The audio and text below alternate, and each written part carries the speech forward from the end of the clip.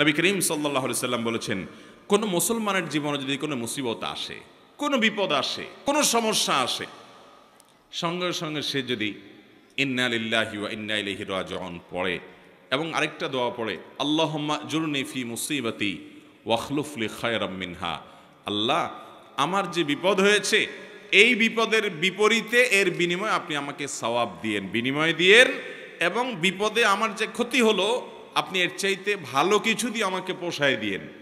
এই দোয়া যদি কেউ পড়ে তো আল্লাহ রাব্বুল আলামিন তার ওই বিপদে যা ক্ষতি হবে তার থেকে বেশি দিয়ে তাকে অবশ্যই পুষিয়ে দিবেন। উম্মে সালামা রাদিয়াল্লাহু তাআলা আনহা, নবী করিম সাল্লাল্লাহু আলাইহি সাল্লামের স্ত্রী, তিনি বলেন যে আমি নবী করিম সাল্লাল্লাহু আলাইহি সাল্লামকে কিভাবে পেয়েছি তোমরা জানো? অদ্ভুত ঘটনা, শিক্ষা নেওয়ার মতো একটা ঘটনা। তিনি বলেছেন যে আমার স্বামী আবু সালামা যখন মারা গেলেন আমি খুব বেশি ব্যথিত হলাম, মর্মাহত হলাম যে একজন ভালো সঙ্গী হারালাম, স্বামীকে হারালাম। তো আল্লাহর কাছে আমি কেঁদে কেটে নবী সাল্লাল্লাহু আলাইহি সাল্লামের সেখানে এই দোয়াটা পড়েছি, আল্লাহুম্মা জুরনি ফি মুসিবাতি, আল্লাহ আমার মুসিবত এবং বিপদে আপনি আমাকে বিনিময় দিয়েন, বিপদ যে হলো এর বিনিময়ে আপনি আমাকে দিয়েন, ওয়াখলুফ লি খায়রাম মিনহা, এবং এই বিপদে আমার যা ক্ষতি হলো, আমি যে হারালাম স্বামীকে, তার চাইতে বেটার কিছু আমাকে দিয়েন। আমি দোয়া আল্লাহর কাছে করে গেছি সব সময়। আল্লাহ তাআলা আবু সালামা আমার স্বামীর মৃত্যুর পর অকল্পনীয়ভাবে, অভাবনীয়ভাবে আমাকে মুহাম্মদুর রাসূলুল্লাহ সাল্লাল্লাহু আলাইহি ওয়াসাল্লাম স্ত্রী বানিয়ে দিয়েছে। আবু সালামাকে হারিয়ে তার চাইতে বেটারটা পাইছেন না, পান নাই? মুহতারাম হাজরিন, অতএব যেই কোনো বিপদে ইমানদারের ইমান যত মজবুত হবে সে তত বেশি হাসতে পারবে যে আলহামদুলিল্লাহ আমার রব আমাকে যে অবস্থা রেখে খুশি, আমি অবস্থার উপরে খুশি, এবং বিপদ যতই আসবে আমি সেটাকে ওয়েলকাম করব, বেসবর হব না, ধৈর্যহীন হব না। আমাদের সংসারগুলোতে আজ যে অশান্তি, আমাদের সমাজে যে আজ বিশৃঙ্খলা, অশান্তি, এর মূল যদি কয়েকটা কারণ বের করা হয়, অন্যতম প্রধান কারণ হবে বেসবর, ধৈর্যহীনতা, সবরহীনতা।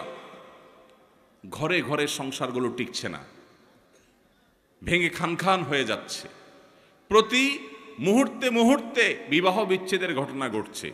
অন্যতম কারণ ধৈর্য সহ্য নাই, ছেলেরও ধৈর্য নাই, মেয়েরও ধৈর্য নেই, কিছু হলেই সব হটমেজাজি হয়ে যায়, সবাই কাট্টি দেওয়া শুরু করে। কাট্টি বুঝেন তো? আপনাদের এলাকায় কি বলে? দোস্ত দোস্ত একটু অভিমান হলে, রাগারাগি হলে বলে না তোর সাথে কাট্টি, এই যে তোর সাথে আর কথা নাই। স্বামী স্ত্রীর মধ্যে আজকাল এই অবস্থা, প্রতিটি ঘরে ঘরে অশান্তির মূল কারণই হলো সবরহীনতা, যে ধৈর্য জিনিসটা আজ আমাদের কাছ থেকে নাই। এটাকে আমরা ইবাদত মনে করি না। একটা জটিলতা হলো আমালুল কুলুব বা অন্তরের আমলগুলোকে আমরা একেবারে কেয়ার করি না, অথচ অন্তরের আমলগুলোর গুরুত্ব অনেক বেশি। আমরা বাহ্যিক আমলকে গুরুত্ব দেই, নামাজ পড়া বাহ্যিক আমল, সিয়াম পালন করা বাহ্যিক আমল, যাকাত দেওয়া বাহ্যিক আমল, তেলাওয়াত করা বাহ্যিক আমল, এগুলো বাহ্যিক অঙ্গ প্রত্যঙ্গ দিয়ে, চোখ মুখ হাত পা এগুলো দিয়ে করতে হয়। কিছু আমল আছে যে আমলগুলো অন্তরের ভেতরে লালন করতে হয়, এগুলো দেখা যায় না, এর ভিতরে সবর অন্যতম। এই আমলটা যদি কেউ করতে পারে, ভেতরে যদি ধৈর্যটা আনতে পারে, এটা নিজের সঙ্গে নিজে সংগ্রাম করে করতে হয়, এর জন্য লড়াই করতে হয়, এর জন্য সমালোচনা করতে হয়, নিজের হিসাব মিলাতে হয় যে আমি মানুষটা কতটা ধৈর্যশীল, কতটা ধৈর্যহীন, আমি কতটা হটমেজাজি হই, বউয়ের সাথে কয়বার আমি বদমেজাজি দেখাই। বউ হিসাবে তিনি চিন্তা করবেন স্বামীর সাথে কয়বার তিনি বদমেজাজি করেন, প্রতিদিনের হিসাব মিলাবেন, এরপর তিনি নিজের যোগ বিয়োগ করে নিজেকে সংশোধনের চেষ্টা করবেন। আমরা চেষ্টা করব তো ইনশাআল্লাহ। আল্লাহ রাব্বুল আলামিন আপনাকে, আমাকে, আমাদের সবাইকে সবরকারী মানুষদের কাতারে শামিল হওয়ার তৌফিক দান করুন। মুহতারাম হাজিরিন, নবী করিম সাল্লাল্লাহু আলাইহি ওয়াসাল্লাম তিনি তার সাহাবায়ে কেরামকে সবরের প্রশিক্ষণ দিয়েছেন। এমন কিছু সাহাবী সঙ্গী তিনি পেয়েছেন যারা ধৈর্যের রুদ্রমূর্ত প্রতীক ছিলেন, তারা এরকম দৃষ্টান্ত ছিলেন যে তাদের ধৈর্য, এক একজনের সবরকে আমরা যদি অ্যানালাইসিস করি তো বিশাল বড় বড় হিস্ট্রি হয়ে যাবে, অনেক বড় দাস্তান হয়ে যাবে, শুধুমাত্র এক একজন সাহাবীর সবরকে যদি আপনি অ্যানালাইসিস করেন, গবেষণা করেন। আজ মুসলমানদের মধ্যে এটার বড় বেশি অভাব। সবর করার চেষ্টা করব তো ইনশাআল্লাহ। মুশকিল হলো আমরা যারা বদমেজাজ, আমাদের সবর কিভাবে আসবে? আমরা অনেকে চেষ্টা করি কিন্তু ধৈর্য ধারণ করতে পারি না। ওই যে ডায়রিয়ার রোগীর মতো ডাইরেক্ট হয়ে যায়, হুটহাট করে যা তা বলে ফেলি, পরে আফসোস করি। তো সবর আনার জন্য কিছু আমল আছে ভাইরা। নাম্বার 1, আপনার ভিতরে সবর আনার জন্য আপনি প্রতিনিয়ত আল্লাহ রাব্বুল আলামিনের কাছে দোয়া করবেন যে আল্লাহ আপনি আমাকে সবর এবং ধৈর্য ধারণ করার তৌফিক দান করেন। যেই কোনো বদামল দূরের জন্য আল্লাহ তাআলার কাছে পানাহ চাইতে হয়। নবী আলাইহিস সালাম পানাহ চাইতেন, এই জন্য আল্লাহর কাছে দোয়া করতে হবে। নাম্বার 2, ধৈর্যশীল মানুষদের সাথে থাকতে হবে। কিছু মানুষ আছে দেখবেন যে তুফান হয়ে গেছে, কিন্তু উনি ঠান্ডা মাথায় সব কিছু ডিল করছেন, অস্থির হচ্ছেন না, হুলস্থুল করছেন না, এবং খুব ঠান্ডা মাথায় উনি শান্ত মেজাজে সব কিছু ডিল করে ফেলছেন, সব কিছু সমাধান করে ফেলছেন। এরকম কিছু ঠান্ডা মাথার মানুষ সব সমাজে আছে। এই মানুষগুলোকে খুঁজে খুঁজে বের করে এদের সাথে থাকবেন। দেখবেন যে আপনি যেটার কারণে আগুন হয়ে যেতেন, উনি সেটার ব্যাপারে দেখবেন যে একেবারে ঠান্ডা পানির মতো শীতল, উনি একেবারে অস্থিরতা দেখাচ্ছেন না। এরকম মানুষগুলোর সোহবত এবং সান্নিধ্য আপনাকে সবরকারী হতে সহায়তা করবে। এটা সব দিকেই পাবেন। কিছু না কিছু মানুষ পাবেন যে তারা খুব বেশি সবর করতে পারে, তাদের মধ্যে আত্মনিয়ন্ত্রণ ক্ষমতা অনেক বেশি। তাদের সান্নিধ্যে যত বেশি থাকবেন তত বেশি আপনার মধ্যে এই সবর করার মানসিকতা আসবে ইনশাআল্লাহ। নাম্বার 3, যদি কখনো আপনার রাগ দেখানোর মতো পরিস্থিতি তৈরি হয়, আপনি নিজেকে বলবেন ঠিক আছে রাগ দেখাবা তুমি, কিন্তু এখন না, একটু পরে, একটু পরে। যদি কিছু সময় ক্ষেপণ করতে পারেন, এরপরে যদি রাগ করেনও, সেই রাগটা হবে ব্যালেন্সেড রাগ, সেটাতে বেসবরির কোনো কিছু থাকবে না, একেবারে সেটা দেখবেন যে ভারসাম্যর সাথে আপনি একেবারে রাগ করতে পারবেন, যে রাগে ক্ষতিকর কিছু হবে না। আর যদি যখন হট মেজাজ হলো না এখনই আমি এটা দেখে ছাড়বো, তাহলে শেষ, আপনি আর সামনে আগাইতে পারবেন না। যত বদমেজাজি মানুষ আছে এরা দেখবেন যে তৎক্ষণাৎ কিছু একটা করে ফেলতে চায়। যদি তারা সবর করে নিজেকে আটকে রাখতে পারে যে ঠিক আছে করব, আর একটু পরে, একদিন পরে করেন, দেখবেন রাগ অটোমেটিক অর্ধেকে নেমে গেছে।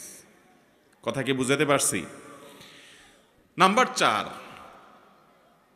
সবর নিজের ভিতরে আনার জন্য বদমেজাজ এবং রাগ নিয়ন্ত্রণের যে আমলগুলো আছে সেগুলো করবেন। সে আমলগুলো কি কি? নাম্বার 1, আউযু বিল্লাহি মিনাশ শাইতানির রাজিম বেশি বেশি করে পাঠ করা। কোরআন কারীমে আল্লাহ বলেছেন ইম্মা ইয়ানজাগান্নাকা মিনাশ শাইতানি নাযগুন ফাস্তাইয বিল্লাহি মিনাশ শাইতানির রাজিম। শয়তান যদি তোমাদেরকে খোঁচা দেয়, এই যে মানুষকে রাগায়, বদমেজাজ করে, আখিরাত ধ্বংস করে, দুনিয়া ধ্বংস করে, এজন্য শয়তান যদি তোমাকে খোঁচায় যদি বদমেজাজ বানায় বা ক্ষতিগ্রস্ত করতে চায়, তাহলে আউযু বিল্লাহি মিনাশ শাইতানির রাজিম বলবে। এটা আল্লাহর নির্দেশনা। এজন্য শয়তান থেকে পানাহ চাইতে হয় বদমেজাজ হলে, রাগ হলে। এক ব্যক্তি নবী করিম সাল্লাল্লাহু আলাইহি সাল্লামের সময় রাগ হচ্ছিলেন, খুব রাগান্বিত, ক্রোধান্ধ হয়ে গেছে, রাগে অগ্নিশর্মা হয়ে গেছে। নবী সাল্লাল্লাহু আলাইহি সাল্লাম দূর থেকে দেখে বলছেন এই লোকটার মধ্যে যে প্রচন্ড রাগ দেখা যাচ্ছে, খুব বদমেজাজ হয়ে গেছে, ইন্নিল্লা আ'লামু কালিমাতান, আমি একটা বাক্য জানি, এই বাক্যটা যদি সে বলে তার রাগ কমে যাবে। তখন নবী সাল্লাল্লাহু আলাইহি সাল্লাম তাকে শুনিয়ে শুনিয়ে দূর থেকে সেই বাক্যটা পাঠ করলেন, সেটা হলো আউযু বিল্লাহি মিনাশ শাইতানির রাজিম। এই বাক্য পাঠ করার পর ওই লোকটা দূর থেকে শুনে তিনি ওই বাক্যটা পাঠ করলেন এবং তার বদমেজাজি আল্লাহ রাব্বুল আলামিন দূর করলেন। ভাইরা আমার, আমরা হলে তো যায়া বলতাম এ ভাই তোমার মাথা এত গরম হয়ে গেছে, তোমাকে একটা দোয়া শিখাই দিই, এই দোয়াটা করলে সাথে সাথে তোমার মাথা ঠান্ডা হয়ে যাবে, তুমি আউযু বিল্লাহি মিনাশ শাইতানির রাজিম পাঠ করো। এটা তার কাছে যাইয়া রাগের মুহূর্তে বললে দোয়া সে নেওয়া তো দূরের কথা, বরং বক্সিন একটা আপনার নাকের ভিতর মারার আশঙ্কা ছিল, কিছু থাকবে কি থাকবে না। নবী করিম সাল্লাল্লাহু আলাইহি সাল্লামের হিকমা দেখেন, উনি নবী হওয়ার পরও উম্মতকে পর্যন্ত সরাসরি এইরকম পরিস্থিতিতে কোনো কিছু বললে সে মানতে পারে কি পারে না, সেজন্য তার কাছ থেকে নবী আলাইহিস সালাম সে আশা করছেন না যে তাকে এই মুহূর্তে বলা যাবে, তিনি দূর থেকে বললেন এবং তিনি শুনে শুনে ঠান্ডা হলেন। এই জন্য আউযু বিল্লাহি মিনাশ শাইতানির রাজিম পাঠ করবেন। যাদের মধ্যে খুব রাগ বেশি আছে, ধরেন আপনার বউ, বাসার স্ত্রী অনেক রাগী, যতই বুঝান কোনো কাজ হয় না, তো যে খাবারগুলো সে খায়, যে পানীয়গুলো খায়, আউযু বিল্লাহি মিনাশ শাইতানির রাজিম 7 বার পড়ে ফু দিবেন। আবার দেখে দেখে যান, না ফেলে খবরদার। দেখলে কিন্তু খবর আছে, বলবো যে কি মন্ত্র পড়ে কি করছো, আরেক যুদ্ধ বাঁধবে কিন্তু। এই জন্য আর যদি দেখায় করতে চান তাহলে আগে আগে বলবেন, দেখো আমি কিন্তু কোনো ঝামেলা করতেছি না, শুধু আউযুবিল্লাহ পড়ে ফু দিচ্ছি। তো যদি বলে যে আউযুবিল্লাহ পড়ে কেন ফু দিছ, যদি বলেন যে তোমার রাগ অনেক বেশি, তাহলে আরেক যুদ্ধ হইতে পারে। এটা আরেক মুসিবত, এটা সাবধানে করতে হবে। একই কথা পুরুষদের বেলায়ও, মহিলারা পুরুষদের জন্য আমলটা করবেন, বাচ্চাদের জন্য এই আমলটা অনেক বেশি উপকারী। যেটা বলছিলাম শুরুতে, আজকাল বাচ্চারা সব ক্রেজি হয়ে গেছে। সব বাচ্চা দেখবেন ঘরে ঘরে ক্রেজি। ক্রেজি বুঝেন তো, মানে সব রাগী, এমন রাগী যে শুধু ভাঙচুর করবে চতুর্দিকে। অথচ আগে বাচ্চাদেরকে এত বদমেজাজ দেখা যেত না। এটার অনেক কারণ থাকতে পারে, আমার নিজস্ব একটা ভাবনা আছে। এর একটা কারণ আমার কাছে মনে হয়, সেটা হলো আজকাল বাচ্চাদেরকে আমরা নানান ভিডিও গেমস ইত্যাদিতে এত বেশি অভ্যস্ত করেছি, কার্টুন এত বেশি দেখাই, বিভিন্ন ডিভাইস দিয়ে এত বেশি খেলার জন্য তাদেরকে সুযোগ দিয়েছি যে এগুলোতে তারা সারাদিন শুধু মারামারি কাটাকাটি দেখে। গেমসের মধ্যে সে দেখে সামনে যা আছে সব শেষ করে ফেলাও, ঠিক না ঠিক? গুলি করতে থাকো, তুমি সামনে আগাইতে পারবা। গুলি করতে পারো না, তুমি শেষ। সাম্পলুডু খেলতেছো, তাহলে সব খেয়ে ফেলো, তাহলে তুমি সামনে আগাইতে পারো। এই যে অন্যকে শেষ করলে সামনে আগানো যায়, আমাদের দেশেও দেখবেন যে এই অবস্থা। মানুষ বড় হওয়ার পরেও আরেকজনকে দমাইতে না পারলে, আরেকজনের ক্ষতি না করতে পারলে সে আগাইতে পারে না। কারণ ওই যে কালচারটা ওইভাবে বেড়ে উঠছে, বাচ্চা ওইভাবে দেখে দেখে বড় হয়েছে। এই জন্য দেখবেন বাসায় কোনো মেহমান আসলে অনেক সময় দেখবেন ছোট পোলা পায়েন ওই আঙ্কেলকে দেখে এরকম ধরে ঠুস ঠুস ঠুস ঠুস করে, হাত দিয়ে পিস্তল মারে। তার মানে কি, ও সারাদিন মারামারি দেখছে, ও জানে সামনে যা আসে সব শুধু ঠুস ঠাস করতে হয়, ফাইট করতে হয়, এটাই শিখছে। তো ও বদমেজাজ হবে না কি হবে? ওর মধ্যে উদ্ভট ভাব আসবে না কি হবে? বাচ্চাদেরকে আজ শারীরিক কসরত থেকে আমরা মাহরুম রেখেছি। বাচ্চাদেরকে শুধু মাহরুম রাখি নাই, আমরা নিজেরাও মাহরুম আছি। শারীরিক কসরত করে, ব্যায়াম করে, খেলাধুলা করে, দৌড়াদৌড়ি করে কিসে সুস্থ থাকবো? কোন দেশের কোন খেলোয়াড়রা কোথায় খেলে, আর ভূতের মতো রাত 2টা বা 2টা তাকায় থাকেন আপনি। সে খেলে গোল দেয়, আপনি এখানে লাফ দিয়ে ওঠেন। সে খেলে হেরে যায়, আপনি এখানে চোখের পানি ফেলেন। ভাই, পাগলামিরও তো একটা সীমা থাকা উচিত। আল্লাহ তাআলা আপনাকে সুস্থ শরীর দিচ্ছে, আপনি ব্যায়াম করেন, নিজে দৌড়াদৌড়ি করেন, নিজে খেলাধুলা করেন, নিজে কম্পিটিশন করেন, করে সুস্থ থাকেন। এখন সেটা না, বাচ্চার হাতে একটা ধরা দিয়েছেন যে তুইও ধ্বংস হ, চোখ নষ্ট কর, মাথা নষ্ট কর, ব্রেইন নষ্ট কর, ইমান নষ্ট কর, আমল নষ্ট কর, ক্রেজি হয়ে যা, বদমেজাজ হয়ে যা। আর আপনিও একটা বাক্স এটা সামনে নিয়ে বসছেন, সে গোল দিছে আর আপনি লাভ দিয়ে উঠতেছেন। ভাইয়েরা আমার, মুসলমানের কর্মকাণ্ড এত উদ্ভট হবে না, এত অযৌক্তিক হবে না, এত হাস্যকর হবে না। নবী করিম সাল্লাল্লাহু আলাইহি ওয়াসাল্লাম তিনি দৌড়াদৌড়ির কম্পিটিশন করেছেন, সাহাবীদের সাথে করেছেন, নিজের স্ত্রীর সাথে করেছেন। তিনি সাহাবীদের শুটিং প্রতিযোগিতায় উৎসাহিত দিক করেছেন।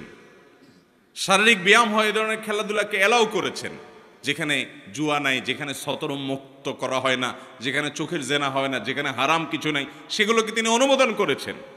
আর মুসলমানের সন্তানরা রাতকে রাত নষ্ট করে, সময় স্বাস্থ্য নষ্ট করে, শরীর নষ্ট করে, চোখের জেনা করে, অন্যের সতর উন্মুক্ত সতরের দিকে দৃষ্টিপাত করে গুনাহগার হয়, এবং মুমিন হিসাবে, ইমানদার হিসাবে কুফুরের প্রতি, আল্লাহর প্রতি, অবিশ্বাসীর প্রতি যে অপছন্দ করা তার ইমানের দাবি ছিল, ওয়ালা এবং বারার দাবি ছিল, সেটা তার অন্তর থেকে ধুয়ে মুছে পরিষ্কার করে একাকার হয়ে তার সবচেয়ে বড় আদর্শ আর সবচেয়ে বড় কাফেররা, যারা সমকামিতাকে প্রমোট করে, যারা সমকামিতাকে বৈধতা দেয়, যারা অসংখ্য অন্যায় অনাচারকে বৈধতা দেয়, অনেক মুসলমানের প্রতি জুলুমকে যারা বৈধতা দেয়, তারাই আপনার হিরো, তারাই আপনার স্টার এবং তারকা। আল্লাহ রাব্বুল আলামিন আমাদের বিবেকগুলোকে যেন জাগ্রত হয় সেই তৌফিক দান করেন। ভাইরা আমার, তো বলছিলাম বাচ্চারা ক্রেজি হয়ে যাচ্ছে, আমরা ক্রেজি হয়ে যাচ্ছি। গোটা সমাজে চতুর্দিকে দেখবেন অধৈর্যের চর্চা, ঘরে ঘরে, জনে জনে, জায়গা জায়গা, সর্বত্র। ভালো মুসলমান হওয়ার জন্য, নেককার মুসলমান হওয়ার জন্য শত শত নফল আমল, শত শত জিকির আজকার, শত শত তাসবিহ চাইতে অনেক গুণ বেশি উত্তম হবে। আপনার সারা দিন রাত 24 ঘন্টার ভিতরে 2-4টা জায়গায় বদমেজাজ দেখানোর, রাগ করার ইস্যু তৈরি হয়েছে, কিন্তু নিজেকে নিয়ন্ত্রণ করে যেখানে যতটুকু না হলে নয় সেখানে ততটুকু ব্যবহার করতে পেরেছেন। নিজেকে এই নিয়ন্ত্রণ করতে পারলে আপনি আল্লাহ তাআলার কাছে ওই শত সহস্রবার তাসবিহ করার চাইতে অধিক সওয়াব পাবেন চেষ্টা করব না ইনশাআল্লাহ। ভাইরা আমার, এই সবর বা ধৈর্য 3 প্রকার। একটা হলো আস-সবরু আলা তাআত, ভালো কাজ করতে ধৈর্য লাগে কি লাগে না? শীতকালে ফজরের সময় কনকনে শীতের মধ্যে, ঠান্ডার মধ্যে উঠে উজু করে ফজর নামাজ পড়তে যাইতে ধৈর্য লাগে না? মনে চায় না, কষ্ট হয়, তারপরও নিজের সঙ্গে নিজে লড়াই করে সংগ্রাম করে কাজটা করতে হয়। এটা যারা করতে পারে এরাই হলো সত্যিকারের বীর, এরাই হলো সত্যিকারের মেরুদণ্ডওয়ালা মানুষ, সত্যিকারের সাহসী মানুষ, যে তাদের প্রবৃত্তির গোলামি তারা করে না, যে নফস যা বলে তা করে। সে নিজের কল্যাণের পথে মন না চাইলেও সে এগিয়ে যায়। সবর, ভালো কাজ করতে সবর লাগে। আর দ্বিতীয় ধৈর্য হলো আস-সবরু আনিল মাসিয়া, পাপের কাজ, অপরাধের কাজ, এগুলো থেকে বাঁচার জন্য সবর লাগে। আপনার চোখের এরিয়াতে অনলাইনে, অফলাইনে, ফেসবুকে, বাহিরে বিভিন্নভাবে সুন্দরী নারী চলে আসছে, অশ্লীল কোনো দৃশ্য চলে আসছে। আপনার ভেতর থেকে প্রবৃত্তি বলছে দেখে নে, তাড়াতাড়ি দেখে নে, মিস হয়ে যাবে, চলে যাবে, তাড়াতাড়ি দেখ। মন থেকে আপনাকে উস্কে দেয়। আপনি তখন যদি নিজেকে আটকে রাখতে পারেন, নিয়ন্ত্রণ করতে পারেন, সবার মানেই হলো হাবসুন নফস, নিজেকে নিয়ন্ত্রণ করা, যে না আমি দেখব না, আমার আল্লাহ নিষেধ করেছেন, হারাম। এটা যদি করতে পারেন তাহলে সেক্ষেত্রে এটা হলো গুনাহ থেকে সবর করা। এটা করতে পারলে একটা জয়ীফ হাদিস দ্বারা প্রমাণিত, একটা জয়ীফ হাদিসে বর্ণিত হয়েছে, করার সুযোগ তৈরি হয়। আর সে যদি নিজেকে নিয়ন্ত্রণ করতে পারে তাহলে আল্লাহ রাব্বুল আলামিন তাকে ঈমানের স্বাদ তৎক্ষণাৎ অনুভব করার তৌফিক দান করেন। আপনি খেয়াল করেন, কোন সুন্দরী নারী বা অশ্লীল কোনো দৃশ্য যেটা দেখা আপনার জন্য হারাম, যেটা আপনার মনকে অস্থির করে দিবে, যেটা আপনার মনের জেনার দিকে নিয়ে যাবে, যেটা আপনাকে অন্যান্য জেনার দিকে নিয়ে যাবে, সেটা দেখা আল্লাহ তাআলা হারাম করেছেন। ওই জিনিসটা যদি আপনি দেখেন, দেখলে সাথে সাথে একটু নগদ স্বাদ পাবেন, মজা পাবেন, ঠিক আছে, কিন্তু পরক্ষণে অস্থির হয়ে যাবেন। এটা হলো অনেকটা চুলকানির মতো, চুলকাইতে অনেক মজা পাবেন কিন্তু চুলকানির পরে জ্বলবে, ঠিক না ভাই? ঠিক। দেখার পর যখন চোখের আড়াল হয়ে যাবে এরপর আপনি অস্থির হয়ে যাবেন, হায় হায় কই গেল, কারণ তো দাঁড়ায় থাকবে না আপনার জন্য। আর যদি আপনি না দেখেন, কষ্ট করে নিজেকে নিয়ন্ত্রণ করেন, সবর করতে পারেন যে আমি দেখব না, তাহলে এর ফলশ্রুতিতে কিছুক্ষণ পরেই, প্রথমে একটু কষ্ট হবে, কিছুক্ষণ পরে আপনার ভিতরে এক ধরনের স্বাদ, এক ধরনের তৃপ্তি অনুভব হবে যে আমি আল্লাহ তাআলার আদেশ রক্ষা করতে পেরেছি, আমি নিজেকে নিয়ন্ত্রণ করতে পেরেছি, আমার মেরুদণ্ড আছে, আমি ডায়রিয়ার রোগী না, ডাইরেক্ট হয়ে যাই নাই, নিজেকে কন্ট্রোল করতে পারছি। যাদের কন্ট্রোলিং পাওয়ার নেই, যেখানে সেখানে কাইত হয়ে যায়, যেখানে সেখানে যা তা মনে চায় সেটা করে ফেলে, তারা হলো বেসবর। একজন ইমানদার তিনি যখন গুনাহ থেকে বাঁচার জন্য এরকম চেষ্টা করেন, কসরত করেন এবং জিতে যান, তো এই ব্যক্তি হলেন প্রকৃত সবরকারী। আল্লাহ তাআলা আমাদেরকে প্রকৃত সবরকারী হওয়ার তৌফিক দান করুন। তাহলে সবর 3 প্রকার। একটা হলো ভালো কাজ করতে গেলে মনে চায় না, কষ্ট হয়, তারপরও ভালো কাজ করা, এটা এক প্রকারের সবর। মন্দ কাজ বা খারাপ কাজ করতে মনে চায়, যথেষ্ট কারণ আছে, তারপরও মন্দ কাজ করে না, ধৈর্য ধারণ করে, এটা হলো দ্বিতীয় প্রকার। আর তৃতীয় প্রকার সবর হলো আস-সবরু ইনদাল মুসিবাহ বা ইনদাল মাসায়েব, বিপদ আপদের সময় অধৈর্য না হয়ে আল্লাহ রাব্বুল আলামিন যে বিপদ আমাকে দিয়েছেন এর মধ্যে কল্যাণ আছে, এই বিশ্বাস এবং ইয়াকিন রেখে কোনো কল্যাণ না হোক, সওয়াব তো অবশ্যই পাবো। নবী করিম সাল্লাল্লাহু আলাইহি সাল্লাম বলেছেন, আজাবান লি আমরিল মুমিন ইন আমরাহু কুল্লাহু খায়র। ইমানদারের বিষয়টা দেখে আমার কাছে বড় অদ্ভুত লাগে, আমি আশ্চর্য হই, বড় পিকুলিয়ার ইমানদারের পুরো জীবনটা, তার জন্য শুধু কল্যাণই কল্যাণ, হাতির মতো মরলেও লাখ, বাঁচলেও লাখ, ইমানদারের জীবনে ক্ষতি বলতে কিছুই নেই। কারণ ইন আসাবাহু খায়রুন, ইমানদারের জীবনে যদি ভালো কিছু অর্জন হয় তখন সে শাকারা, আল্লাহ শুকর আদায় করে। তাহলে ভালো জিনিস পাইলো, কোনো গুড নিউজ সে পেল, আবার আল্লাহর শুকর আদায় করে সওয়াবও সে অর্জন করলো। ওয়াইন আসাবাহু শাররুন, আর ইমানদারের জীবনে যদি কোনো বিপদ হয়, ক্ষতি হয়, সবারা, সে ক্ষতিতে সবর করে, হাসি মুখে মেনে নেয় আল্লাহর ফয়সালাকে, ফাকানা খায়রাল্লাহ, তখন তার বিপদে যে ক্ষতি হলো সবর করার মাধ্যমে এর চাইতে বেশি তার আমল নামা আল্লাহ তাআলা সওয়াব দিয়ে তাকে পুষিয়ে দেন, এবং এই ক্ষতি যেটা হয়েছে আল্লাহ তাআলা পরবর্তীতে এটাকে আরো অনেক বেশি কিছু দিয়ে তাকে পুষিয়ে দেন। তাহলে ইমানদারের জীবনে হারাবার মতো কোনো কিছুই নাই। তার জীবনে ছোট বড় যে কোনো সময় সে নিজেকে নিয়ন্ত্রণ করার চেষ্টা করে। আমরা সবর করার চেষ্টা করব তো ইনশাআল্লাহ। আজ থেকে আসুন তাহলে আমরা একটু সংকল্প করি, শপথ করি যে আগামীকাল থেকে সকাল থেকে রাত পর্যন্ত আমরা শোয়ার আগে একটু হিসেব মেলাবো। মুশকিল শোয়ার আগে তো আমাদের টাইম নেই, কারণ মোবাইলে মোনাজাত ধরতে ধরতে আমাদের ঘুমাইতে হয়, ঠিক না ভাই? ঠিক। দুই হাতে মোনাজাত ধরে এত লম্বা মোনাজাত যে ঘুমের চোটে মুখের উপরে মোবাইল পড়া রাখ পর্যন্ত ঘুমায় না। এহতেসাব, নিজের হিসাব নিজে মিলানো। আমি তো জান্নাতের পথযাত্রী ভাই, কোন জায়গায় দাঁড়িয়ে আছি? আমি যে জায়গায় দাঁড়িয়ে আছি এই পথের মাথায় কি জাহান্নাম আছে না জান্নাত আছে, হিসাব মিলানোর সময় নেই। অবসর সময়গুলো আজ এই মোবাইল ফোন নিয়ে গেছে, ফেসবুক নিয়ে গেছে, ইউটিউব নিয়ে গেছে। এক্ষেত্রে আমরা ডাইরেক্ট হয়ে গেছি, ওই যে ডায়রিয়ার রোগীর মতো স্ক্রল করতেছে আঙ্গুল দিয়ে, কত দূর যাচ্ছে, মাইলকে মাইল স্ক্রল করে যাচ্ছে। যদি সূক্ষ্ম কোনো যন্ত্রপাতি দিয়ে চেক করা যেত তাহলে এই আঙ্গুলটার মাথা দেখতেন যে অনেক ক্ষয় হয়ে গেছে। এত পরিমাণ ঘুরছে মোবাইলের উপরে যে মাথা কি হয়ে গেছে, ক্ষয় হয়ে গেছে। কি দেখছে ভাই? এই যে আপনি টানতেছেন, মনে হচ্ছে কিছু হারাইছে, যাচ্ছে তো যাচ্ছে, যাচ্ছে তো যাচ্ছে। ভাইরা আমার, এরকম লাগামহীন হয়ে যাওয়া, নিয়ন্ত্রণ হয়ে যাওয়া, এটাও সবরের খেলাফ। নিজেকে নিয়ন্ত্রণ করতে হয়।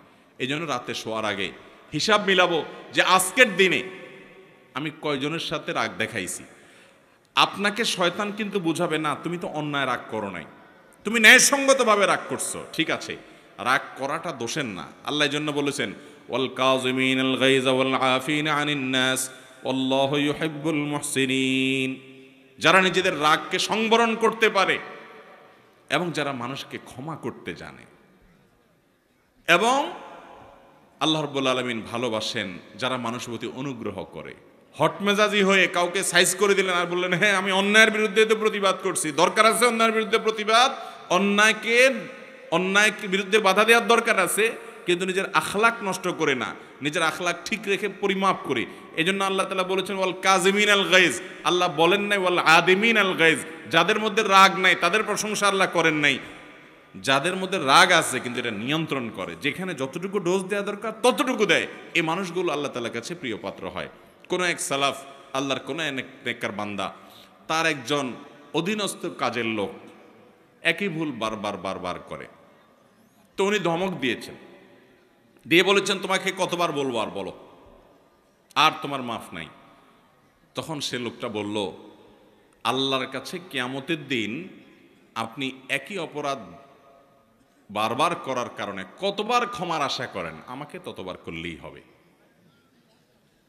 ভাইরা আমার, আজ শয়তান আমাদেরকে নানা ভুল বুঝিয়ে বেসবর করছে। সবর করার চেষ্টা করব তো ইনশাআল্লাহ। তো যেটা বলছিলাম যে দিন শেষে হিসাব করবেন যে আজকের দিনে মোট কয়টা বেসবরি হয়েছে, নোট নেবেন, কোথাও লিখে রাখবেন। পরের দিন চ্যালেঞ্জ নেবেন যে না আজকে যেন আমার এই সংখ্যাটা কোনোভাবে স্পর্শ না হয়েছে, কম যেন হয়। এইভাবে যদি আপনি চেষ্টা করতে থাকেন, একসময় দেখবেন অনেক কঠিন কঠিন সময় আল্লাহ তাআলা আপনাকে মাথা ঠান্ডা রেখে কাজ করার তৌফিক দিয়েছেন। দুনিয়াতেও উন্নতি করতে পারবেন, আখিরাতেও পারবেন।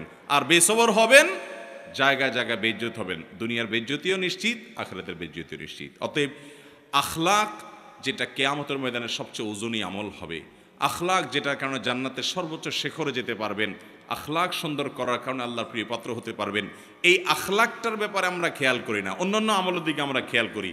এই জন্য সবরের বিষয়ে কিছু কথা বললাম। আল্লাহ তাআলা আমাকে, আমার মধ্যেও যে খুব একটা সবর আছে তা নয়, এই কথাগুলো বলার উদ্দেশ্য আল্লাহ যেন আমাকেও সবরকারী বানান, আপনাদেরকেও বানান, আমরা সবাই যেন সবরকারী হতে পারি। আর সে আজিমের মালিক আমাদেরকে সবাইকে যেন ধৈর্যশীলদের কাতারে শামিল করেন, সেই দোয়া করছি। আল্লাহ তাআলা আমাদের সবাইকে তৌফিক দান করুন। জাযাকুমুল্লাহু খায়রা ওয়া আখিরু দাওয়ানা আলহামদুলিল্লাহি রাব্বিল আলামিন।